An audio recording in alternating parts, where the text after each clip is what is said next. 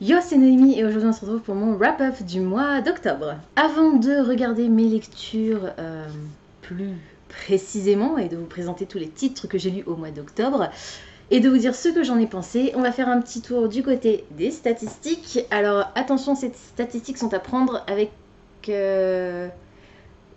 précaution, non, pas vraiment précaution, mais disons qu'il y a un livre qui a fait grimper mes stats à une vitesse phénoménale, mais je n'ai pas lu l'intégralité de ce livre au mois d'octobre. Je n'ai lu que les 150 dernières pages. Donc les statistiques sont à relativiser, même si vous allez voir que c'est assez impressionnant. Au mois d'octobre, j'ai lu 11 livres. Je n'en ai abandonné aucun. Les 11 titres que j'ai lus, je les ai lus en version papier. Il y en a 4 que j'ai lus en version audio également et aucun que j'ai lu en version numérique. Ces 11 livres m'ont permis d'atteindre le total faramineux de 4588 pages dans le courant du mois d'octobre, ce qui représente approximativement 148 pages par jour. C'est énorme pour une note moyenne de 4 étoiles, concrètement plutôt 4,5, donc de très bonne lecture au mois d'octobre. Et j'ai intégré 15 livres à ma pile à lire. Le mois d'octobre, c'est le deuxième mois du Pumpkin Autumn Challenge et c'était également le mois du Spookoplathon de Becca. Du coup, je vais essayer, si je m'en souviens, de vous rappeler pour quels critères de sélection j'avais sorti ces livres particulièrement de ma pile à lire. Et on est parti tout de suite avec le premier roman que j'ai lu au mois d'octobre, La Maison des Feuilles de Mark Z. Danilowski. Il était dans le menu automne frissonnant de mon Pumpkin Autumn Challenge pour la catégorie L'enfer des backrooms. Labyrinthe, univers parallèle, légendes urbaines, mystère, tout ça, ce sont des termes qui s'associe bien, je trouve, avec ce livre. Et il était dans mon Spookoplathon pour la case Are You Out of the Woods Yet? Et il fallait choisir un livre avec une forêt ou des arbres sur la couverture. Et il y a une branche là. Voilà, il y a une branche et ça s'appelle La Maison des Feuilles, feuilles, arbres. C'était suffisamment logique pour que ça fonctionne. Et merci à Mathilde qui m'a offert ce livre pour mon anniversaire cette année, du coup il n'est pas resté très longtemps dans ma pile à lire. Dans cette histoire, on va faire la rencontre d'un couple qui vient d'acheter une maison des feuilles. Le mari de ce couple est un grand reporter très célèbre pour ses photos de scènes de combat ou les clichés volés de la vie dramatique de certaines personnes. Et donc il achète cette maison avec sa femme et leurs 2 enfants. Et un beau jour, dans cette maison, va apparaître une porte qui n'était pas là la veille et qui donne sur une pièce qui n'était pas là la veille. Et globalement, cette maison, on se rend assez vite compte qu'elle est plus grande de l'intérieur qu'elle ne le laisse paraître à l'extérieur. Et toutes les mesures le confirment. Notre reporter étant curieux de nature, va tenter d'explorer cette maison et on assiste à cette partie de l'histoire où le reporter, l'explorateur, va mener l'exploration de sa maison avec certains collègues, certaines connaissances. Mais on va dire que ça c'est l'histoire de base. On a à côté de ça le narrateur qui, lui, a récupéré les fichiers compilés par un vieil homme, les fichiers qui correspondent à l'exploration de cette maison. A été tourné et publié un film documentaire de l'exploration de cette maison. Et à l'époque, beaucoup ont... Alors, c'est dans la fiction, dans l'histoire. Et à l'époque, beaucoup ont trouvé que c'était un chef-d'œuvre, beaucoup ont trouvé que c'était un canular, impossible de déterminer qui avait raison, qui avait tort. Et donc le narrateur, à notre époque, va retrouver les éléments de ce dossier et va tenter d'apporter des informations complémentaires et tenter d'expliquer ce qui s'est passé à l'époque dans cette maison, ce qui est arrivé au vieil homme qui a compilé les informations suite à l'exploration de cette maison. Et en parallèle, on suit un petit peu sa vie quotidienne. Voilà, je ne vais pas trop vous en dire plus, mais globalement, ce roman, c'est l'analyse du film documentaire qui a été réalisé sur l'exploration de la maison. Donc c'est un roman très particulier, tant dans son fond que dans sa forme, puisque on a un roman complètement ovni. On a des pages où on n'a presque pas de texte, on a des pages où on n'a que du texte, on a des notes de bas de page d'une taille absolument indécente. Voilà, donc il y a plein de petits éléments, on a même des annexes avec quelques photos, il me semble, à la fin. Bah, forcément, je vais pas les retrouver, sinon c'est pas drôle. Voilà. Donc on a énormément d'éléments dans cette histoire. Aucun des personnages de cette histoire n'est attachant. Le couple, donc le mari, est obsédé par la maison. Leur relation est totalement toxique. Lui étant obsédé par sa maison et elle étant totalement obsédée par lui. Les enfants sont complètement laissés à l'abandon. On a le vieil homme qui a compilé les informations dans un premier temps et qui a fait des recherches pour tenter d'expliquer le phénomène de cette maison, qui clairement avait l'esprit dérangé. Et on a le narrateur actuel qui est plein de défauts, plein d'addictions, et qui n'est vraiment pas du tout un narrateur sympathique et auquel on arrive facilement à s'identifier. Cependant, je trouve que l'auteur réussit l'exploit de nous les rendre, si ce n'est attachants, au moins intéressants, parce qu'il décrit avec justesse ce qui se déroule et les scènes auxquelles on assiste sont vraiment criantes de vérité. La Maison des Feuilles, c'est un peu le roman comme l'accident sur le bord de la route où on passe à côté et on ne peut pas s'empêcher de jeter un coup d'œil, où on est attiré même si on évite de jeter un coup d'œil. C'est angoissant, l'ambiance est lourde, par contre c'est très immersif parce qu'on est vraiment englué dans les pages. Je vous l'ai montré, hein, il y a certains moments, c'est vraiment fastidieux comme lecture. Et on se retrouve du coup coincé dans les pages comme les personnages sont coincés dans les couloirs de la maison. Le style de l'auteur est cru, vulgaire, c'est brut de décoffrage, il ne va pas par quatre chemins, même si de manière totalement contradictoire. Les notes de bas de page qui sont incluses dans ce texte ont à mon avis dû nécessiter des heures et des heures et des heures de recherche de la part de l'auteur.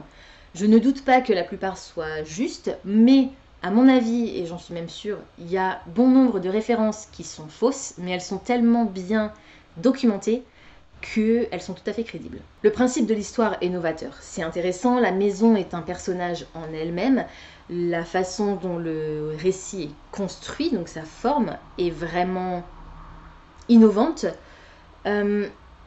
Je pense que les passages que j'ai le plus appréciés, ce sont les passages où on était dans la maison en train de l'explorer. Ce sont les passages les plus angoissants, les plus intéressants. Je vous avoue qu'au bout d'un certain temps, j'ai commencé à survoler les notes de bas de page qui n'étaient constituées que d'une succession de références bibliographiques ou bien de titres de... non pas de titres, de types de lieux, de lieux relatifs à un type d'architecture particulière par exemple, ou bien toute une liste de matériel cinématographique, donc pour tout ce qui est les caméras, les appareils photo, les projecteurs, etc. Au bout d'un moment, c'était plus agréable. Au début, c'est sympa, c'est rigolo, on se dit bon allez, je me prends au jeu, je lis vraiment tout, mais au bout d'un moment, j'arrivais plus à tout lire, vraiment mot pour tous les mots. C'était trop pour moi, j'avais envie de me concentrer vraiment sur l'histoire. Je reste un petit peu sur ma faim quant au dénouement de l'intrigue.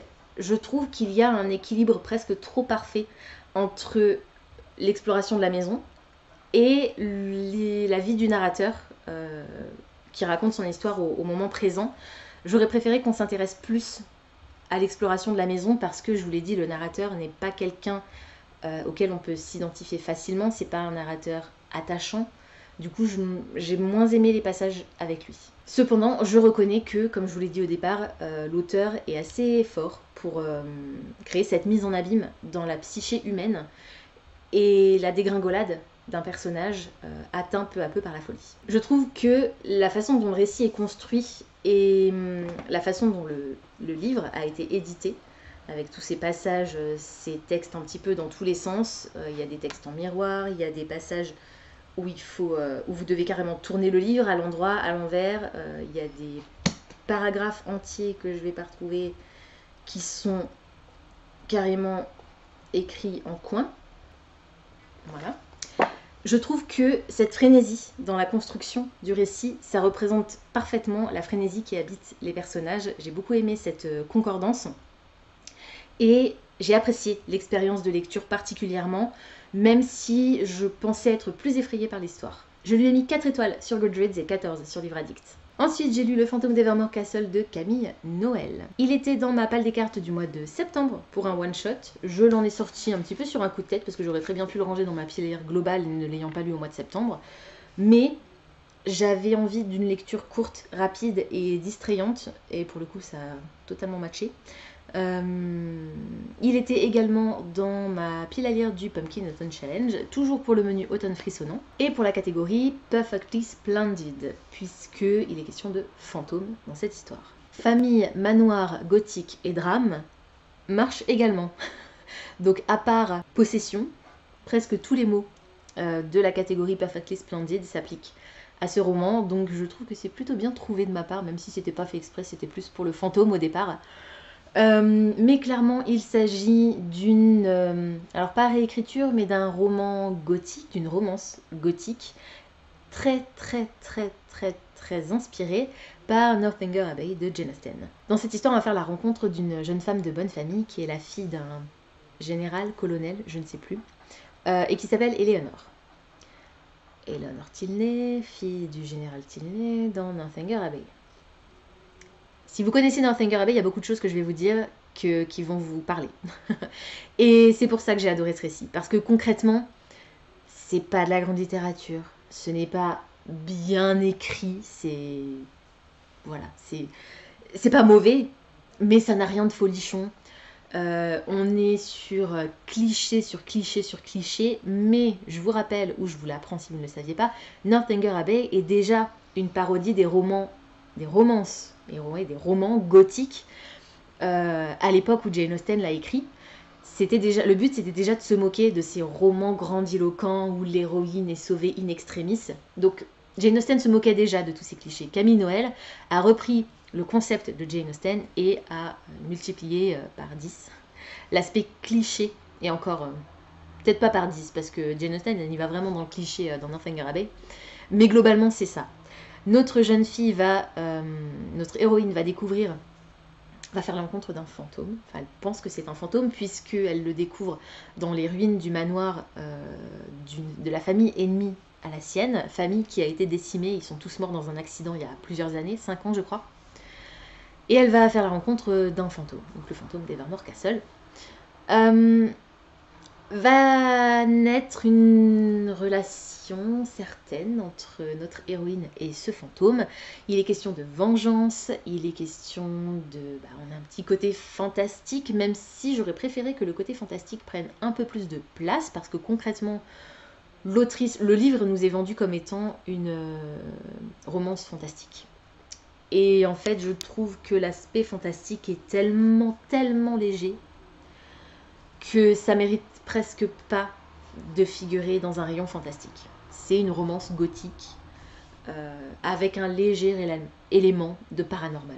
Mais c'est tout, ça va pas plus loin. Le nombre de personnages est assez restreint dans cette histoire, du coup c'est assez facile de les identifier tous, d'autant plus que, comme je vous l'ai dit, ils sont tous à un moment donné liés à un personnage de Northanger Abbey, que ce soit par leur prénom ou par leur comportement, on arrive très facilement à les identifier quand on est familier de l'histoire originale. Et je trouve que malheureusement l'autrice a du mal à se détacher du coup de Northanger Abbey, et ces personnages n'ont pas tellement de substance en eux-mêmes. Leur personnalité est assez neutre, sauf si on les rattache au personnage de Northanger Abbey. L'ambiance est gothique à souhait, j'ai beaucoup aimé. On a des descriptions de décors et de vêtements qui sont beaux, intéressants, mais j'aurais préféré que ce soit encore plus approfondi. Il y a beaucoup de grosses ficelles dans cette histoire. Tout est beaucoup trop facile, tout coule de source. L'autrice se facilite énormément la vie. Mais en même temps, je vous l'ai dit, ce roman, il est tombé pour moi à un moment parfait. Je suis pas sûre que si je l'avais lu dans le cadre de ma pile à lire du mois de septembre, je l'aurais autant apprécié. Là, il est tombé à un moment où j'avais passé une très mauvaise journée et j'avais juste besoin de me détendre, de m'évader, de partir dans un autre monde, et pour le coup là ça a bien marché. C'était assez immersif et ça m'a tellement rappelé Northanger Abbey que j'ai pu que aimer, parce que je trouve que le style de l'autrice, même s'il n'est pas phénoménal, elle a réussi son pari de se baser sur la technique de parodie de Jane Austen. Du coup je lirai avec plaisir je crois que c'est La Société de Minuit, la trilogie la plus récente de l'autrice là, qui est parue il me semble cette année. et que j'avais repéré depuis un moment, donc je suis assez curieuse de continuer à la suivre. Je lui ai mis 4 étoiles sur Goodreads et 17 sur Livre Addict. Ensuite, j'ai lu Le sang et la cendre de Jennifer Ellerman-Trout. C'est le tome 1 d'une première trilogie, suivie je crois par une deuxième trilogie qui en fait est un préquel ou quelque chose comme ça. J'ai des doutes maintenant. Il était dans ma pile à lire du Spookoplaton pour la case Feed Scroll. Je devais scroller sur Instagram ou Goodreads et le premier livre sur lequel je tombais qui était dans ma pile à lire, je devais le lire et c'est tombé sur celui-ci. Et j'étais un peu déçue. Alors, j'avais très envie de le lire, hein. Il faisait partie des livres que j'attendais le plus de découvrir, mais il n'était pas dans ma pile à lire du Pumpkin Autumn Challenge. Donc, bon, j'aurais préféré sortir autre chose, mais c'est pas grave, c'est celui-ci qui est apparu et c'est pas plus mal parce que je l'ai vraiment beaucoup aimé. Le sang et la cendre, c'est l'histoire de Poppy, qui est la pucelle et dont l'ascension doit sauver l'humanité, le monde tout entier. En tant que pucelle, elle ne peut expérimenter aucun plaisir, elle ne peut discuter avec personne en dehors de sa garde très rapprochée et du duc et de la duchesse qui l'ont recueillie sur ordre de la reine, puisque ses parents sont décédés il y a quelques années. Dans cet univers, on a des créatures qui s'apparentent à des vampires, mais des vampires vraiment monstrueux. On est plus sur... au niveau physiologie, je dirais qu'on ressemble beaucoup plus à des licans, à des loups-garous, mais vraiment la forme primitive du loup-garou, pas tellement la forme humanoïde, ni la forme animale, un peu entre les deux. Mais ce sont plus des vampires. Ils ont des crocs, comme des vampires, ils s'abreuvent du sang des vivants. Et si quelqu'un est mordu, il se transforme en... Je sais plus comment ça s'appelle, les bestioles. Voilà, les méchants vampires. Seulement, notre héroïne, un beau jour, va faire la rencontre de son nouveau garde du corps qui s'appelle Hawk. Et qui va commencer à remettre un petit peu toutes ses certitudes en question. Notre héroïne qui donc est censée être sage et chaste et prude et polie, etc. ne l'est pas tellement, elle est bien décidée à vivre avant d'atteindre son ascension, puisqu'elle ne sait pas vraiment en quoi ça consiste, même si ça l'inquiète un petit peu. Et elle commence à douter d'elle-même, de sa capacité à jouer le rôle qu'on lui a attribué.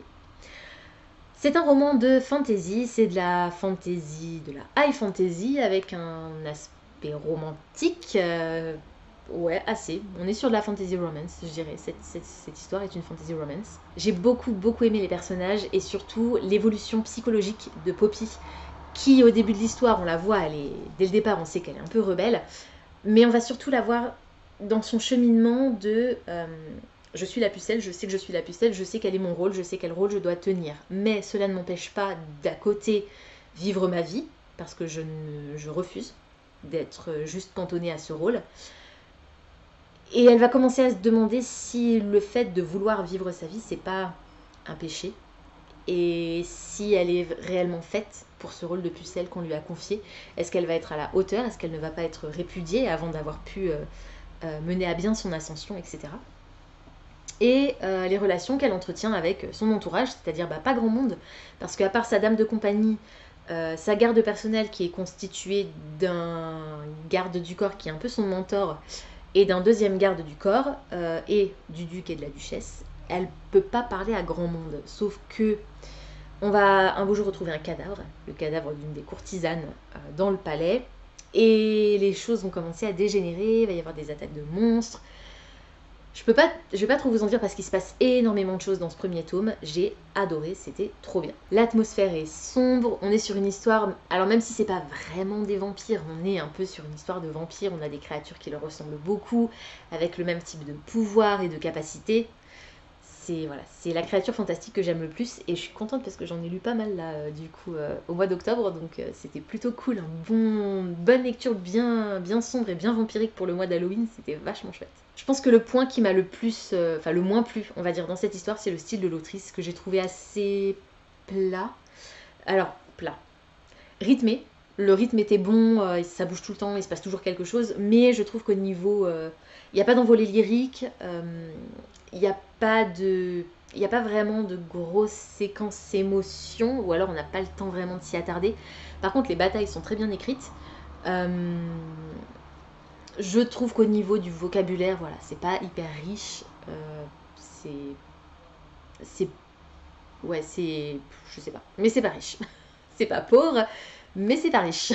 J'ai adoré l'histoire qu'a créée l'autrice. J'ai très très hâte de lire la suite parce qu'on arrive à la fin de ce premier volume sur un énorme cliffhanger et sur plein de révélations qu'on n'a pas vraiment le temps d'assimiler, tout comme l'héroïne d'ailleurs, puisqu'elle elle apprend, elle découvre toutes ces informations en même temps que nous. Donc, j'ai pas eu vraiment de surprise. J'étais intriguée. Je suis restée intriguée du début à la fin parce que j'avais envie de savoir ce qui se passait, mais concrètement, j'ai pas vraiment eu beaucoup de surprises. Je trouve que c'était assez évident et assez facile de découvrir quasiment dès le départ qui ou quoi était qui ou quoi. Le pourquoi et le comment, pas forcément, mais le qui est qui, quoi et quoi, qui est quoi, et quoi et qui. Ça, c'était plutôt assez simple. J'ai enlevé un petit point de logique du coup pour cet aspect un peu trop facile de l'intrigue, parce que même si j'ai apprécié découvrir que j'avais raison, j'aime bien aussi découvrir que je m'étais plantée, et j'aime bien quand l'auteur ou l'autrice prend un chemin logique pour expliquer pourquoi c'est pas moi qui avais raison, mais il ou elle. Et là, ça n'a pas été le cas, j'avais raison. C'était logique, mais j'aurais bien aimé aussi avoir un peu plus de surprise, on va dire. N'empêche que j'ai adoré, j'ai passé un super moment de lecture. Je suis un peu triste de l'avoir lu là, maintenant, parce que j'aurais bien aimé éventuellement vous faire un vlog de série sur cette série. Ce sera pas possible, tant pis, j'en ai d'autres. Des séries sur lesquelles je pourrais vous faire un vlog. Je vais essayer de lire très rapidement la suite, au moins la première trilogie, pour avoir l'histoire complète, entre guillemets, et ne rien oublier. Je lui ai mis 5 étoiles sur Goodreads et 18 sur Livre Addict. Ensuite, j'ai lu Crowley Legends de Margie Fuston. Il était dans ma pile à lire du Pumpkin Autumn Challenge, toujours pour le menu automne frissonnant. Pour la catégorie Viens flotter avec nous, il y avait le mot rouge dans cette catégorie, je crois qu'il y avait aussi le mot fantastique. Et il était dans ma pile à lire du Spokoplaton pour un livre qui faisait plus de 500 pages. Dans cette histoire, on va faire la rencontre de Eva, qui vient d'être adoptée. Oui, c'est ça. Non, parce que... J'ai lu tellement de livres au mois d'octobre qu'il faut que je réussisse à me souvenir des histoires par rapport au titre que je vous présente. Donc Eva, elle a un petit frère et ils viennent d'être adoptés il y a quelques jours, quelques semaines, par une nouvelle famille d'accueil. Ça fait plusieurs années qu'ils sont ballottés de foyer en foyer. Et ils sont ballottés de foyer en foyer parce que leur père est décédé vraisemblablement dans un accident. Enfin, dans un accident. Non, pas dans un accident. Il a été assassiné, mais genre vol à main armée. Voilà, il était vraisemblablement pas visé personnellement. Et sa mère est décédée également. Et Eva est persuadée que sa mère a été tuée par un vampire. Dans cette histoire, dans cet univers, les vampires existent. Les humains sont conscients que les vampires existent. Oui et non, parce qu'en fait, il y a plusieurs années, une quinzaine d'années peut-être, quelque chose comme ça, les vampires ont révélé leur existence en restant très diplomate, en disant qu'ils ne voulaient pas faire de mal aux humains, etc., etc. Sauf que des disparitions mystérieuses ont commencé et du coup les vampires se sont retirés du décor pour éviter qu'on les accuse, innocents ou coupables, personne ne saurait le dire. On va le découvrir peut-être à un moment dans l'histoire. Mais du coup, de nos jours, les gens, la moitié des gens pensent à un canular et une certaine partie de la population croit encore que les vampires existent, mais c'est plutôt rare. Notre héroïne, elle, est persuadée que sa mère a été assassinée par un vampire. Et elle est friande de magie. Ses parents étaient magiciens. Enfin, son père était magicien et sa mère assistante de magicien. Donc. Et elle a elle-même toujours aimé les tours de magie. La magie des magiciens du monde réel, entre guillemets. Et elle va un beau jour tomber sur un établissement qui propose un spectacle de magie. La magie est tellement impressionnante qu'elle va commencer à se poser des questions. Et elle va découvrir qu'en réalité, la vraie magie existe. Qu'elle en est peut-être elle-même potentiellement dotée. Et que les vampires existent eux aussi bel et bien, et elle va profiter de ce que la troupe qui performait dans cette salle de spectacle ait besoin d'une nouvelle assistante, d'une nouvelle apprentie, d'une nouvelle recrue pour participer à une compétition, dont je vais rien vous dévoiler pour ne pas vous spoiler, pour tenter d'augmenter ses pouvoirs et tenter de retrouver aussi le vampire qui a assassiné sa mère. Donc on est sur une histoire de vengeance, on est sur une fantasy, pas vraiment, on est plus sur du fantastique, on est sur de la beatlit même, avec un côté romantique, là encore, il est vraiment très très beau ce livre. Et j'ai bien apprécié cette histoire également. Malheureusement, il a souffert du trope que je déteste le plus au monde, c'est-à-dire le triangle amoureux. Voilà, il y a toute une partie de l'histoire que je n'ai pas aimée parce qu'il s'agit d'un triangle amoureux. Et là, pour le coup, c'est pas un triangle amoureux comme je les apprécie. Les triangles amoureux que j'apprécie sont ceux où, en tant que lecteur, on n'arrive pas à choisir nous-mêmes entre deux personnages pour le héros ou l'héroïne. Là, clairement, on savait dès le départ avec qui elle devait finir, mais ça se déroule pas si simplement. Ça m'a beaucoup frustrée, ça m'a beaucoup agacée. Le comportement de l'héroïne m'a lui-même agacée. Elle sait pas, en fait, elle est perdue. Et je peux le comprendre, c'est une adolescente qui est en conflit avec elle-même, qui est en conflit quasiment avec tout le monde, qui est dans le système depuis des années, qui veut qu'une seule chose, c'est protéger son petit frère. En même temps, là, elle se retrouve dans une famille où vraisemblablement, ça commence à marcher vraiment, mais du coup, son petit frère se rapproche du fils de la famille. Donc la famille, c'est une mère célibataire et son fils, qui a le même âge que le frère de notre héroïne. Et du coup, ils se considèrent déjà comme des frères, ils sont sur la même longueur d'onde, ils ont les mêmes goûts, etc. Du coup, elle sent son petit frère s'éloigner, donc elle est encore plus perdue. Ça va être un peu aussi l'opportunité pour elle d'intégrer cette troupe, de s'enfuir, de fuir tout simplement cette vie quotidienne où elle ne se sent pas à sa place, malgré toute la bonne volonté et l'amour inconditionnel que lui offre la maman de cette famille. Elle a du mal à accepter que ça puisse être vrai après toutes ces années où famille après famille, on les a pas gardées. Donc je peux comprendre qu'elle soit un peu perdue, mais je trouve que par ailleurs, elle est suffisamment maligne pour se rendre compte de la justesse ou non de ses actes et des paroles qu'elle profère. Donc j'ai eu un peu de mal à m'attacher à l'héroïne. En revanche, le personnage, un des personnages principaux masculins, du coup, un des deux Love Interest, je l'ai adoré tout de suite. Il y a un autre personnage aussi que j'ai énormément apprécié. Je peux pas trop vous en dire parce que j'ai pas envie de vous spoiler, mais on a ce côté compétition magique, compétition de magie. Notre héroïne du coup va devoir apprivoiser ses pouvoirs et tenter de les utiliser de manière à remporter cette compétition mortelle. On a une imagerie absolument magnifique, gothique, horrible, sanglante. C'est assez gore. Attention, si vous êtes sensible, il y a beaucoup de sang dans cette histoire. C'est pas tout rose, même s'il y a des roses sur la couverture. Il est beaucoup question de fleurs. Et notre quoi notre héroïne va découvrir un petit peu ses origines.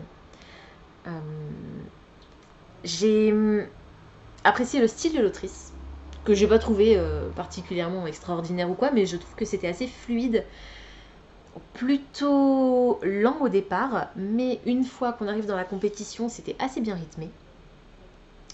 Par contre, j'ai trouvé que la complexité... alors c'est marrant parce que la façon dont les vampires sont créés dans cette histoire, ça c'est pareil, je ne peux pas trop vous le dire pour pas vous spoiler, mais il y a quelque chose de particulier avec la façon dont les vampires sont créés dans cette histoire, et je l'ai retrouvé dans cette histoire-là. Alors c'est pas la façon dont les vampires sont créés, mais c'est quelque chose dans le processus, voilà, qui fait que quelque chose. Du coup, les avoir lus coup sur coup, ça m'a permis de comparer, et c'est un peu plus complexe. Non, c'est complexe dans les deux histoires en fait. Donc il faut être bien accroché. D'autant que celui-ci n'a pas encore été traduit, il me semble. Donc si vous lisez en VO et que vous aimez les vampires, c'était très sympa. C'était très sympa. Pareil, Le qui, je m'y attendais. Le pourquoi précisément un petit peu moins, même si j'avais des doutes. Voilà, on a un mystère à élucider aussi dans cette histoire. C'était plutôt chouette, j'ai passé un bon moment, ça s'est lu assez vite. Et tout l'aspect magique, le côté magicien, et pas sorcier, vraiment le côté magicien, tour de magie, tour de cartes, les pièces, les foulards, les lancers de couteaux, etc. Ça m'a beaucoup fait penser à Insaisissable, et du coup j'ai envie de regarder de nouveau les films. Donc je pense que je vais peut-être me faire ça une fois là prochainement. C'est assez la période en plus, là, novembre, enfin octobre-novembre. Ça peut être pas mal. Je lui ai mis 4 étoiles sur Goodreads et 14 sur Livre Addict. Ensuite, j'ai lu Fire with Fire de Destiny Soraya. À chaque fois, j'ai envie de dire Soraya Dowd, mais non, c'est Destiny Soraya. Et c'était ma lecture bonus en VO pour ma pile à lire du mois d'octobre. Donc pas de Pumpkin Autumn Challenge et pas de Spookoplaton là non plus. Mais je l'ai lu quand même et c'était très très chouette, j'ai beaucoup aimé aussi. Alors je pense que les livres que je vous ai présentés jusqu'à présent, je les classerais tous en adultes, éventuellement young adulte peut-être pour Cruel Illusions, mais je pense que les autres ce seront clairement de l'adulte. Là pour le coup Fire with Fire, on est sur du young adulte, peut-être même grands ados, parce qu'il est vraiment très accessible et ça se sent dans le style de l'autrice et dans la manière dont le récit est raconté. Dans cette histoire, on va faire la rencontre de deux sœurs qui sont toutes les deux issues de la famille Rivera. Ce sont deux sœurs, donc forcément elles sont issues de la même famille, Noémie. La famille Rivera qui est une famille de chasseurs de dragons. Les dragons ont pas disparu, mais on va dire qu'il y en a de moins en moins. Et qu'il y a eu une guerre, une grande guerre à l'époque entre les dragons et les humains. Les humains ont remporté cette guerre. Les dragons ont presque tous été exterminés. Il n'empêche que la famille Rivera a toujours pour tâche de traquer et tuer les dragons qui croiseraient sa route. Des deux sœurs, on a Dany et Eden. Eden, c'est l'aînée et elle prend très à cœur son rôle de chasseuse de dragons. Elle tient énormément à l'héritage familial. Elle s'entraîne toute la journée. Elle a terminé ses études depuis je crois un an. Là, ou alors c'est les vacances d'été. Elle vient juste de terminer ses études. Et elle est sur le tatami tous les jours pour s'entraîner, pour traquer les dragons. Dany, elle, qui est légèrement plus jeune que sa sœur, je pense qu'elle doit avoir 1 an ou 2 d'écart, s'entraîne également tous les jours, mais elle s'en fiche un peu. L'héritage familial, c'est pas ce qu'elle veut. Elle veut vivre une vie normale, sauf que Dany est beaucoup plus douée qu'Eden pour se battre et pour l'apprentissage de tout ce qui concerne l'entraînement pour tuer les dragons. Même si Eden a plus de volonté que Dany, c'est Dany qui physiquement, techniquement est supérieure à Eden. Dany va rencontrer un dragon et un lien va se créer entre elle et ce dragon. Elle va commencer à pouvoir comprendre, elle va comprendre ce dragon va la comprendre. Et alors qu'il était supposé la bouffer, et alors qu'elle était supposée le tuer, un lien indestructible va se créer entre eux, un lien d'âme-sœur. Et elle va commencer à remettre en question tout ce qu'elle a toujours connu sur les dragons. Heureusement, j'ai envie de dire que c'est Dany qui tombe sur lui parce que du coup, vu qu'elle n'était pas très emballée déjà de base par l'héritage familial, elle y va avec un esprit un peu plus ouvert que celui de sa sœur.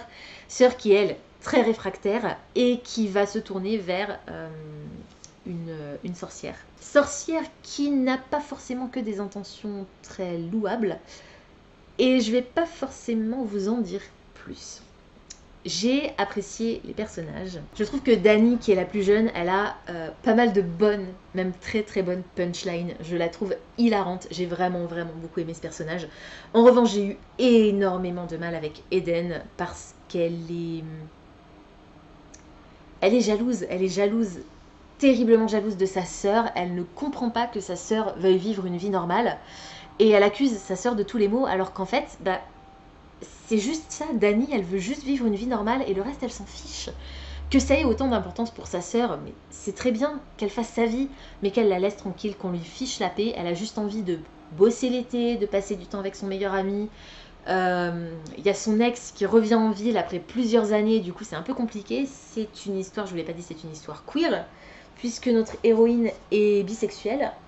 Et je crois que pour l'instant, c'est la seule Ouais, c'est le seul roman queer que je vous présente pour l'instant, mais j'en ai un autre, enfin même plusieurs autres. Et voilà, et elle c'est donc son ex, ça fait, je sais pas, ça fait plus de 10 ans qu'elles se sont pas vues, je crois.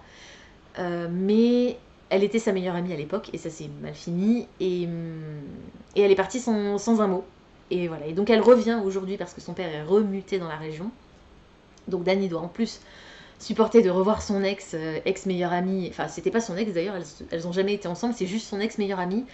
Et ça s'est mal fini parce que elles se sont embrassées. Et c'est tout, leur relation s'est terminée comme ça, elles se sont plus jamais revues après. Puisque le père a été buté et ils ont déménagé.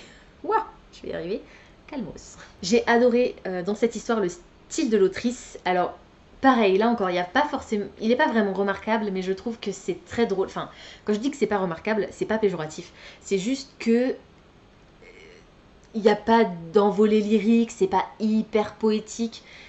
C'est bien écrit, mais voilà, c'est tout. Mais c'est déjà bien, c'est déjà très bien d'être bien écrit. Et je trouve en plus qu'elle est très drôle. C'est vraiment bourré d'humour. On a beaucoup de références à la pop culture qui en général m'agacent, mais qui là je trouve sont très pertinentes et surtout ne sont pas les références classiques. On a des références à Sherlock, à Twilight, on a toute une série d'échanges de paroles de chansons de Taylor Swift que je connais pas du tout pour le coup, je connais pas du tout les chansons de Taylor Swift, donc ça m'a pas vraiment parlé, mais j'ai apprécié le concept de un peu battle de paroles de chansons, j'ai trouvé que c'était assez drôle. Voilà, j'ai vraiment apprécié ce côté léger parce que à côté de ça, on a une histoire qui est pas forcément évidente. Cette guerre intestine un petit peu entre les deux sœurs qui s'adorent par ailleurs, hein, mais qui vont se retrouver dans une situation qui va les changer, qui va les voir évoluer, qui va les faire grandir et s'éloigner. Pour mieux se retrouver ou pas, je vous laisserai découvrir l'histoire pour savoir comment ça se termine. J'ai passé un chouette moment de lecture, mais je trouve que au niveau logique, il y a quelques petites choses qui m'ont dérangée, notamment le manque de réaction des parents dans cette histoire, qui sont assez présents, sauf qu'à un moment donné, ils sont appelés pour traquer un dragon, donc ils sont absents pendant un certain moment, un bon moment même du récit, et avec tout ce qui se passe et le nombre de fois où leurs enfants tentent de les contacter, je trouve qu'ils auraient dû être un peu plus réactifs. Je pense que l'histoire aurait pu prendre une tournure différente si on avait coupé court plus tôt. Bon après, forcément l'histoire aurait été plus courte aussi, c'est pas forcément un livre qui est déjà très très long de base. Mais par contre j'ai adoré la relation entre Dany et le dragon. Plus jeunesse que ce que j'ai l'habitude de lire. Mais je l'ai trouvé bien construit et les sujets abordés sont intéressants comme, je vous l'ai dit, la sororité, la rivalité entre sœurs, les amours déçus, les amours naissants et le deuil. Le deuil surtout je ne vais pas vous dire quoi pour pas vous spoiler là encore. Mais on assiste à une scène assez déchirante, même très très déchirante, et c'était dur. C'était dur et c'était bien fait. Donc j'ai vraiment apprécié cette histoire et je m'attendais pas à l'apprécier autant, même si j'aime les dragons de manière générale. Je pensais que le récit serait un peu trop jeunesse pour moi et en fait je pense que c'était pile poil bon niveau. Faudrait pas que ce soit plus jeunesse par contre. Je pense que je me lasserais un peu plus vite. Et je lui ai mis 4 étoiles sur Goodreads et 14 sur Livre Addict. Ensuite, dans mon Spokoplaton, je suis tombée sur la case They're Burning the Witches Even If You Aren't One et j'avais sorti le tome 2 des Tribulations d'Esther Parmentier, sorcière stagiaire, Trafic sanglant, vampire sur les dents, une nouvelle enquête qui voit rouge. Il était aussi dans mon Pumpkin Autumn Challenge pour le menu Automne des Bois et au-delà et dans la catégorie Rocket Raccoon on the Run et il y avait le mot métamorphose, il me semble, dans cette catégorie. Mutation plus exactement. On a des loups-garous dans cette série, donc pour moi c'est une mutation comme une autre. Donc j'avais sorti le tome 2 d'Esther Parmentier. Mais avant de lire le tome 2 d'Esther Parmentier, j'ai voulu relire le tome 1 Esther Parmentier, enfin les Tribulations d'Esther Parmentier, sorcière stagiaire, une enquête 100%, non c'est ça, si c'est ça, une enquête 100%, vampire, cadavre haché, vampire fâché, je crois que c'est ça le titre. Trop drôle, j'adore. De Maëlle Dessart. J'ai adoré ma relecture de ce tome 1, donc je l'ai déjà lu il y a quelques années, je dirais 2 ans peut-être, quelque chose comme ça. Il est paru en 2019, donc j'ai dû le lire en 2019, peut-être 2020. Je sais plus. D'ailleurs, c'est marrant parce que je crois que Mathilde m'a dit que quand elle a regardé ma dernière vidéo, la première fois que j'ai lu Esther Parmentier, c'était aussi l'année où j'ai lu Alex Stern, le premier de Les Bardugo, et je les ai relus tous les deux cette année. Coïncidence? Je ne sais pas. Il n'y a pas vraiment de lien entre les deux histoires, à part que c'est des sorcières. Enfin, sorcières. Non, c'est pas vraiment des sorcières, mais il y a de la magie. Ça se passe pas du tout dans une école, Esther Parmentier, mais c'est pas grave. Bref. Donc, dans cette histoire, on va faire la rencontre d'Esther Parmentier, qui est une jeune bretonne expatriée à Strasbourg pour un stage dans une entreprise de comptabilité, je crois. Quelque chose comme ça. Elle va quitter son travail ou son appartement, peu importe, et elle va se retrouver devant un grand magasin, un centre commercial à Strasbourg, les Halles, pour tout vous dire, si vous habitez Strasbourg et que vous savez où ça se trouve. C'est pas mentionné, l'autrice ne nomme pas le centre commercial dans son histoire, mais ça peut être que... Alors c'est soit les Halles, soit Rive Étoile, et vu la description du bâtiment, pour moi ce serait plutôt les Halles. C'est en plein centre-ville de Strasbourg, et donc Esther Parmentier passe par là pour rentrer chez elle, ou aller au boulot, je sais plus, peu importe. Et le bâtiment est complètement fermé. La sécurité est présente, la police, la gendarmerie, il y a des rubalises partout, il y a des gens qui essayent de regarder, et surtout il y a un nuage énorme de paillettes qui tombe sur les gens et sur le bâtiment. Personne ne semble s'en rendre compte, à part Esther, qui se demande ce que c'est que ces paillettes, et un des agents de sécurité la remarque et va lui demander de la suivre. Et elle va découvrir qu'elle est une sorcière, qu'elle a le pouvoir de voir les traces de magie, et donc la poussière, en fait, c'est ça, ce sont les traces de magie. Seulement sur une échelle de puissance de 1 à 82, qui est la puissance maximale, Esther Parmentier est au niveau 2. Donc c'est une sorcière, mais plus une sorcière comme un P mouillé, qu'une sorcière du niveau de Galadriel, par exemple. Ouais, je sais, l'échelle est astronomique. Elle va se retrouver embarquée dans un nouveau stage. Elle va devenir stagiaire de l'ACDC, qui est une agence de contrôle et de surveillance, on va dire, des créatures fantastiques, puisque dans cet univers qui nous est familier, ça se passe à Strasbourg, donc j'adore. On a des vampires, on a des loups-garous, on a des ghouls, on a des fantômes, on a des sorcières, on a des trolls. Je suis pas sûre qu'on ait des trolls, mais on a des ghouls, ça c'est sûr. Voilà. Bref, on a toutes sortes de créatures fantastiques, des loups-garous donc. Et Esther va se retrouver à être stagiaire dans cette entreprise, dans cette organisation, dirigée par un genre de shérif qui est lui-même un loup-garou, et son maître de stage n'est autre que l'agent Lohan, qui est lui un vampire. C'est bourré d'humour, le style de l'autrice est à se tordre de rire. Alors, au départ, ça paraît un peu lourd, parce qu'il y a vraiment vanne sur vanne sur vanne sur vanne, mais au bout d'un moment, on a beau avoir toute la meilleure volonté du monde, on ne peut pas s'empêcher d'exploser de rire. Et moi, c'est ce qui m'est arrivé à la relecture. Je lisais, et puis je me disais, mais il me semble que je l'avais quand même trouvé plus drôle à ma première lecture, et au bout d'un moment, j'ai explosé de rire. Pour une bêtise en plus, un détail qui a fait que voilà, j'ai remis en perspective toutes les petites conneries que j'avais lues juste avant et qui m'avaient fait sourire gentiment. Et voilà, c'était incroyable. On a une belle histoire en plus, enfin une belle histoire. L'histoire est bien construite. C'est pas que l'histoire est belle particulièrement, c'est qu'elle est bien construite. On a pas mal de mystères, on a pas mal de pistes à explorer.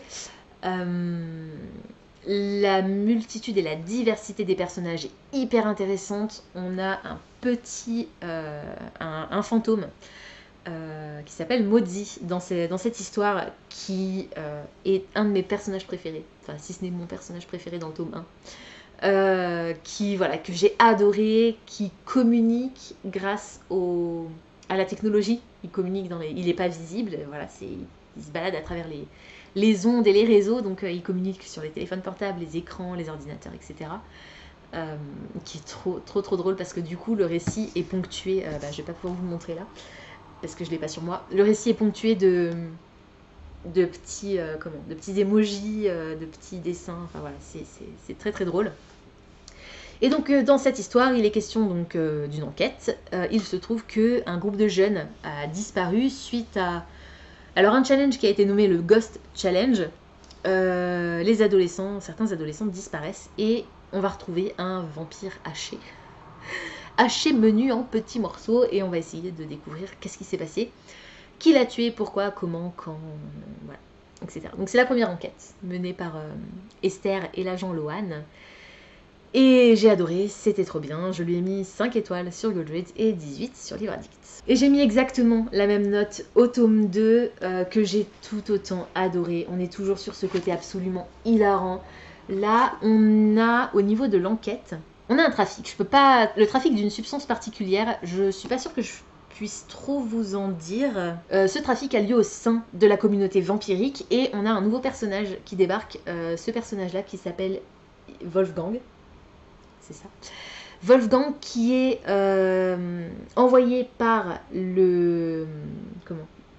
l'organisation, l'agence, le Hades, ça s'appelle, qui est le truc général qui dirige la CDC et les autres agences régionales de contrôle et surveillance des créatures en tout genre.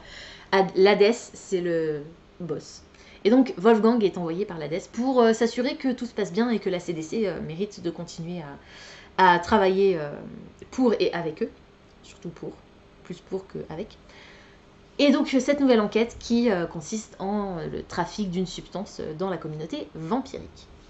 Toujours aussi drôle, des personnages toujours aussi fun, toujours aussi attachants. J'ai eu un peu plus de mal avec l'histoire de ce tome 2. J'ai préféré l'intrigue du tome 1. Je trouve que l'enquête était plus sympa dans le tome 1 que dans le tome 2. Alors c'était très chouette, hein, c'est juste une question de feeling et d'ambiance peut-être. On a beaucoup plus de vampires qui sont présents dans cette histoire, bien plus que toutes les autres créatures fantastiques. Ce que j'ai apprécié, vous devez vous en douter, et j'ai adoré la fin. La façon dont l'histoire se termine, c'est juste fantastique. J'attendais ça depuis la page 1 du tome 1. Donc je suis ravie et j'ai très hâte d'enchaîner avec le tome 3 qui est dans ma pile à lire et que je vais essayer de sortir. En fait, je voulais le sortir pour ma pile à lire, ma palle des cartes du mois de novembre, et j'ai complètement oublié. Donc c'est pas grave, j'essaierai de le sortir en décembre ou en tout cas très prochainement parce que ça promet, ça va être chouette. Ensuite, j'ai lu Amour et amitié de Jane Austen et celui-ci était dans ma pile à lire du Spokoplaton parce que je suis tombée sur une case Chains Card, donc, non, Community Shelf, pardon. Et donc les cartes Community Shelf sur le Spokoplaton board correspondent à mes cartes Welcome to Hell. Et je devais sortir le livre de ma pile à lire qui avait été écrit il y a le plus longtemps, et c'était Amour et amitié de Jane Austen, sachant que, en réalité, Amour et amitié, c'est le titre d'une des nouvelles qui compose ce recueil, qui, dans d'autres éditions, a été appelée Juvenilia, puisqu'il s'agit des œuvres de jeunesse de l'autrice. Je lui ai mis 5 étoiles sur Goodreads et 19 sur Livre Addict. C'est un recueil de nouvelles, et il y en a une bonne trentaine, je dirais. Il y a 27 textes de Jane Austen dans ce récit, et il fait moins de 400 pages, donc je peux vous dire que ça fait beaucoup. Il fait 350 pages approximativement. On a plusieurs nouvelles qu'elle a écrites à des membres de sa famille ou à des amis proches et qu'elle leur envoyait régulièrement. Donc la plupart de ces textes sont constitués d'abord d'un petit mot de l'autrice, dédicacé à telle personne, et ensuite on a la nouvelle qui parfois dure à peine une page. On a également quelques prières que l'autrice a écrites elle-même, quelques poèmes qu'elle a écrits.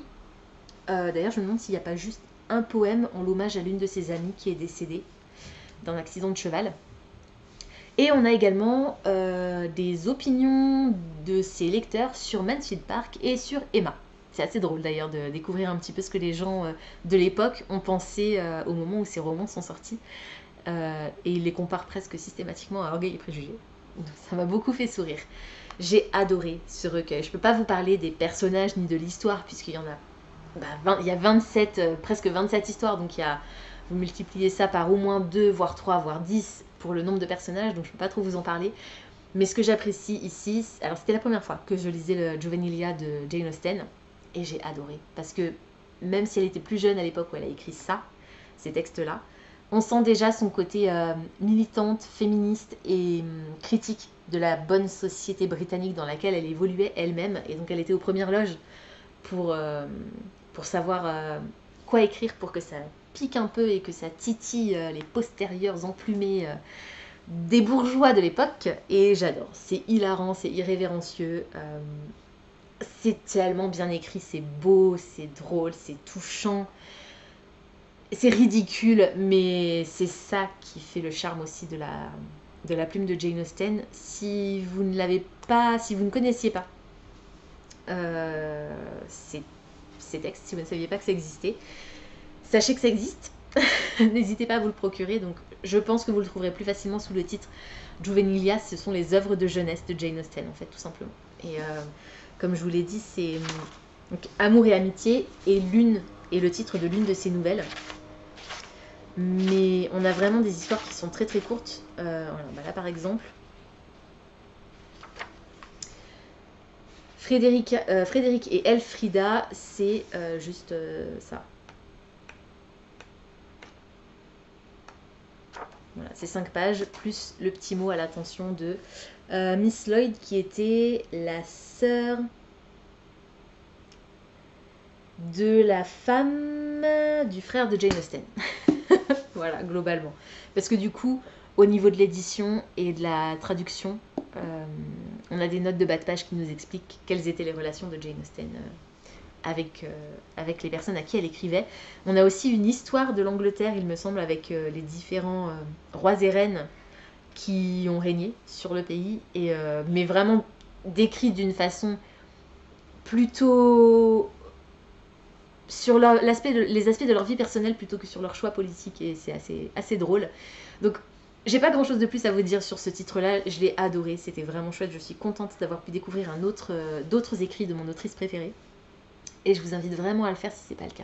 Ensuite, j'ai lu A Diary of Blood de S.T. Gibson et il était dans ma pile à lire du Pumpkin Autumn Challenge pour le menu automne douceur de vivre et dans la catégorie poupée de souvenirs automatique à votre service parce que dans cette catégorie il y avait le mot épistolaire et il s'agit de la dernière lettre d'amour écrite par sa femme à Dracula. Il était aussi dans ma pile à lire du Spookoplathon pour la case Broken Mirror, puisqu'il y a comme des craquelures dans la peinture et que le cadre se reflète si on met un miroir au milieu. Je lui ai mis 5 étoiles sur Goodreads et 18 sur Livre Addict. J'ai adoré cette histoire, mais faites attention, elle est très très très très dure. C'est gore, c'est psychologiquement difficile. On assiste à la relation absolument toxique et horrible entre un vampire dont le lecteur se doute fortement qu'il s'agit de Dracula, même s'il n'est nommé à aucun moment. L'autrice le mentionne dans sa note de l'auteur à la fin du récit. Donc on comprend assez facilement qu'il s'agit de Dracula, mais il n'est nommé à aucun moment, même pas par son initiale. Et on va assister donc à la naissance de sa première épouse et à leur relation, à leur vie à travers les siècles et à l'arrivée de 2 nouvelles épouses de Dracula, l'une après l'autre, sachant que la dernière épouse est un jeune homme. Donc il est question de polyamour dans cette histoire. Il est question de... Alors au début, quand j'en ai parlé à ma collègue, j'ai évoqué la bisexualité des personnages, mais je pense qu'il serait plus juste de parler de pansexualité, parce que au-delà d'être attiré par les hommes ou les femmes, en réalité, il n'est pas vraiment question de genre ou de sexe dans cette histoire. Il est plus question de sentiments et d'attirance que de sentiments ou d'attirance envers qui ou quoi ou qu'est-ce. Il est question d'amour, il est question de désir, il est question de folie, de manipulation. Il y a toute une liste de trigger warnings rédigée par l'autrice avant son roman, et je trouve que c'est plutôt bien vu de sa part de le signaler, parce qu'il y a vraiment beaucoup de choses à signaler. On parle de sadomasochisme, il y a du sang, c'est gore, on parle d'abus sexuels, on parle de drogue, d'alcool, de dépression, d'humiliation, d'agression émotionnelle, verbale, d'abus, etc. Donc Dracula est dans cette histoire. Alors, je dis Dracula, vous savez qu'il n'est jamais mentionné, mais on va dire que c'est lui pour que ce soit plus simple. C'est un pervers narcissique, manipulateur dans ce récit, et enfin dans ce récit. À mon avis, pas que dans cette histoire-là, mais en tout cas dans ce récit, c'est ce pan de l'histoire que l'autrice décide d'explorer, du point de vue donc de sa première épouse, qui lui écrit sa toute dernière lettre d'amour. Même si ça paraît évident, je vais pas vous dire pourquoi. Je vous laisse le découvrir. J'ai adoré le style de l'autrice, absolument magnifique. Magnifique à un degré d'horreur absolument infernal. J'ai adoré l'ambiance très sombre, très gothique, très érotique, très perturbante à certains moments, dans l'aspect gore et dans l'aspect manipulation émotionnelle. J'ai adoré aussi, ce que j'ai énormément aimé aussi dans ce roman, au-delà de l'histoire, c'est la dédicace de l'autrice qui dédie son roman à tous ceux qui ont échappé à un amour comme la mort et à tous ceux qui en sont encore prisonniers. Je trouve que c'est très beau, je trouve que c'est très juste, et j'espère que ce roman sera traduit, parce que il est porteur d'un message très fort qui comment, j'ai pas envie de vous dire comment ça finit. Je peux pas vous dire si ça finit bien, si ça finit mal. Toutes les histoires dans ce genre ne finissent pas de la même manière, évidemment. Mais je trouve que ce serait important que ce roman soit traduit pour que il permette peut-être à certaines personnes de se libérer du joug de monstres qui peuplent leur vie. Voilà, wow, c'était très poétique ce que j'ai dit, là je suis fatiguée. On arrive au bout les amis, on arrive au bout. Il est temps parce que je n'en peux plus. J'ai soif. Bref, vraiment, lisez-le, c'était génial. Ensuite, j'ai lu La Maison au Cola et autres contes délicats. C'est le tome 2 des contes gourmands de Clémentine Ferry et Sanoé. Il est trop mignon. Il était dans ma pile à lire du Pumpkin Autumn Challenge pour le menu automne des bois et au-delà. Et pour la catégorie pomme, alors c'est le goût de la tarte aux amandes, puisqu'on a, je crois, gourmandise dans cette catégorie. Tendresse, animaux, guide, altruisme, ça marche aussi pour ce recueil de nouvelles. Mais bon, clairement, c'est la gourmandise qui l'a emporté pour mon choix de ce titre-là. Et il était dans ma pile à lire du Spookoplaton pour la case Candy Corn, puisque je devais lire un livre où il n'y avait pas vraiment de gros enjeux, un livre mignon, détente. Candy corn, c'est les bonbons qu'on mange traditionnellement à Halloween, donc ça collait aussi plutôt bien avec la gourmandise. Je lui ai mis 15 sur Livre Addict et 4 étoiles sur Goodreads. C'est un recueil de très très courtes histoires qui présentent les différents animaux qui peuplent ce village. Et cette fois-ci, tout tourne. Alors, dans le tome 1, c'était pareil. On avait aussi ce village avec les animaux et leurs différentes aventures. Et là, tout tourne autour de la chocolaterie du village. Donc, on a le chef pâtissier, on a la critique culinaire, on a le jardinier qui s'occupe des cacaoyers. Voilà, il y a plein de petites histoires comme ça. C'était trop chou, c'était adorable. Je vais pas trop pouvoir vous en dire plus parce que, alors clairement c'était très très très jeunesse et je trouve que le style de l'autrice est très limite. J'ai relevé quelques coquilles, j'ai relevé quelques erreurs de grammaire et quelques répétitions. Donc je pense que le texte aurait été à retravailler un petit peu. C'est très jeunesse, donc ça m'a moins parlé qu'un récit plus complexe peut-être, mais c'est très mignon. Les illustrations de Sanoé sont phénoménales, fabuleuses. On est sur du fantastique pour les jeunes enfants, donc il n'y a pas vraiment de logique dans les histoires. Il y a beaucoup d'éléments qui n'ont ni queue ni tête et qui ne sont pas expliqués. J'aime la magie et j'aime l'aspect illogique de la magie, mais j'apprécie qu'il y ait une certaine cohérence dans la façon dont la magie est utilisée. Là, il n'y en a pas du tout et du coup, ça m'embête un petit peu. Mais j'ai quand même passé un chouette moment, ça s'est lu très très vite. Je vous conseille vraiment cette série parce qu'elle est très très très mignonne, les animaux sont trop choux. Et pour le coup, là, celle-ci, en plus, elle donne vraiment très faim. Et il y a une recette, je crois, du brownie. Non, pas le brownie, la recette du gâteau au chocolat de la maison au cola. Que je testerai peut-être un jour. Et alors le livre qui fausse un petit peu toutes mes statistiques puisque je ne l'ai pas lu dans son intégralité au mois d'octobre, je n'ai lu que les 150 dernières pages puisqu'il était dans ma pile à lire du mois de septembre, dans ma pile des cartes du mois de septembre. C'est mon roman préféré du mois d'octobre, ça a été un coup de cœur. C'est Babel de R.F. Kuang.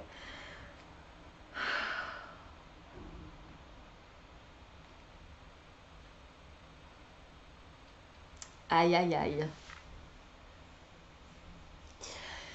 Babel va être traduit, a été traduit, sort là au mois de novembre, il me semble, chez De Saxus. J'ai lu la version originale, donc la version en anglais. Je ne pourrai donc pas vous parler de la traduction. Je n'ai pas l'intention d'acheter la version française ayant lu et adoré la version originale, qui par ailleurs est accessible. Hein, si vous lisez de manière facilement, de manière facile. C'est simple. Je parle de facilité et je fais compliqué. Si vous lisez facilement l'anglais, il n'y a pas de raison que vous soyez bloqué par Babel, même si il est plutôt impressionnant. C'est écrit tout petit. C'est pour ça que ça m'a pris autant de temps à le lire. Hein. Je l'ai commencé en septembre, je n'ai pas réussi à aller au bout. J'ai préféré privilégier ma pile à lire du Spokoplaton en octobre, mais il me restait quelques jours à la fin du mois d'octobre, puisque j'ai réussi à compléter mon Spokoplaton. Donc je suis revenue sur Babel, puisqu'il ne me restait que les 150 dernières pages. Et oh là là là là là là. Alors, dans cette histoire, on va faire la rencontre de... alors, faut que je me souvienne des... Robin. On va faire la rencontre de Robin, qui est un jeune enfant. Il doit avoir une dizaine d'années, je dirais. Et qui vit à Canton, en Chine. Qui a été élevé toute sa vie dans la culture et dans la langue anglaise, tout en ayant à côté sa langue maternelle, donc le chinois. Mais il y a un mécène qui l'a pris sous son aile depuis qu'il est né et qui lui envoie régulièrement des livres en anglais. Et donc Robin est bilingue en fait, dans un pays qui est très très pauvre à l'époque. Et le jour où son village est victime de la peste, il est sur la peste ou une autre maladie, peut-être la tuberculose, enfin une maladie très contagieuse comme ça. Il est sur le point de mourir quand il est récupéré par ce fameux mécène qui vient le chercher pour l'emmener en Angleterre et lui faire intégrer, donc 10 ans plus tard, quand il est suffisamment grand pour ce faire, Babel, qui est la tour qui se situe à Oxford, à l'université d'Oxford. Et Babel, c'est la tour d'où naît tout le savoir, d'où naît tout le pouvoir de la Grande-Bretagne, puisque c'est l'institut de traduction, l'institut royal de traduction de l'université d'Oxford. Je sais pas quoi vous dire pour vous donner envie de lire ce livre. Robin va donc intégrer Babel, l'Institut, avec 3 autres personnes. Une jeune anglaise de la haute société qui parle couramment le grec et le latin. Enfin, ils parlent tous plus ou moins le grec et le latin, mais qui parle aussi, je ne sais plus quelle langue. Avec une jeune française originaire de Tahiti ou Haïti, je crois que c'est Haïti, qui parle donc couramment le créole, et un jeune homme qui vient d'Inde. Ouais, je crois que c'est ça. Donc ils sont 3 à venir de pays d'origine différentes, à part cette jeune Britannique de bonne famille. Et ils vont découvrir un petit peu ce que c'est l'université d'Oxford et principalement ce que c'est d'être un étudiant à Babel. Et je vais commencer à dire Babel parce que ça m'énerve moi-même. Oh là là, quoi vous dire, c'est terrible. Il est énormément question de langage dans cette histoire de mots, de l'origine des mots. Donc on parle d'étymologie, on parle de grammaire, on parle de vocabulaire. Cependant, ça reste accessible. C'est juste beau. En fait, c'est une ode aux mots, une ode à la littérature, à la langue, à la lecture. J'ai adoré cet aspect d'histoire. Cependant, ça reste un prétexte. Ça reste un prétexte pour l'autrice d'évoquer la colonisation, l'exploitation des ressources de pays étrangers. Et quand je parle de ressources, je ne parle pas que des mines d'argent ou de ce genre de choses, je parle des cerveaux, puisque ces enfants sont exploités, en fait, enfin ces enfants, ces adolescents, ces étudiants sont exploités, leurs connaissances sont exploitées au profit du pays qui les a arrachés à leur terre, et pas qui les a recueillis, hein, qui les a arrachés à leur terre. C'est toute une réflexion que notre personnage principal, Robin, va découvrir au fur et à mesure, va apprendre à grandir. Au départ, il est tellement reconnaissant d'avoir la possibilité d'étudier et de vivre dans cet univers, dans un monde auquel il n'aurait jamais pu avoir accès s'il était resté en Chine. Peut-être qu'il serait mort en Chine à cause de cette épidémie. Et plus on va avancer dans l'histoire, plus le héros va se rendre compte que sous la surface tellement belle et propre se cache énormément de crasse, de douleur, d'humiliation. Et aïe aïe aïe, les 50 dernières pages.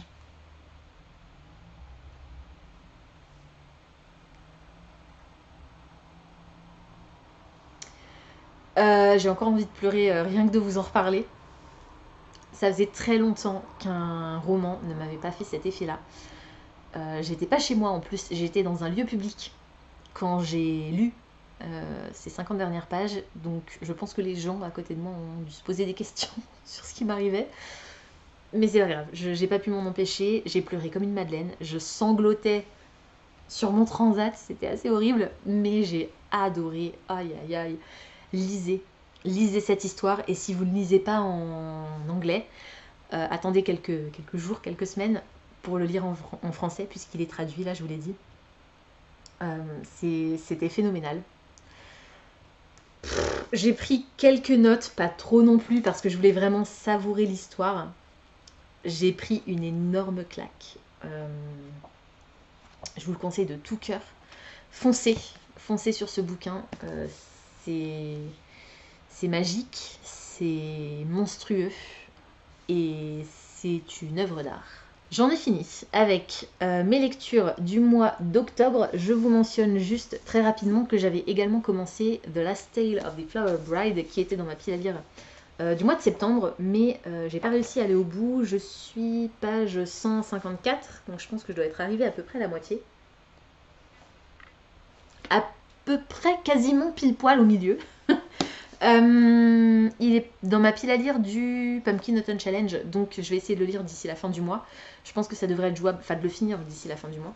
Ça devrait être jouable puisque je n'ai que 6 livres à lire dans ma pile à lire d'octobre, dans la pile des cartes d'octobre. Pour l'instant j'aime bien, mais c'est très bizarre. Je vous en reparlerai quand je l'aurai terminé, donc probablement dans mon wrap-up de novembre, au début du mois de décembre. Voilà, c'est tout pour aujourd'hui. J'espère que cette vidéo vous aura plu. Comme d'habitude, n'hésitez pas à me dire dans les commentaires si certains des titres que je vous ai présentés aujourd'hui vous intéressent. Si vous les avez déjà lus, est-ce que vous en avez pensé? N'hésitez pas également à me dire quelles ont été vos dernières lectures du mois d'octobre. Purée, on est déjà le 2 novembre. Pensez à vous abonner à la chaîne, à liker et à partager cette vidéo, ça me fera toujours plaisir. Pensez également à activer la petite cloche de notification qui vous permettra de savoir quand je poste du nouveau contenu. En attendant de vous retrouver, je vous souhaite d'excellentes lectures et je vous dis à très bientôt dans une prochaine vidéo. Ciao!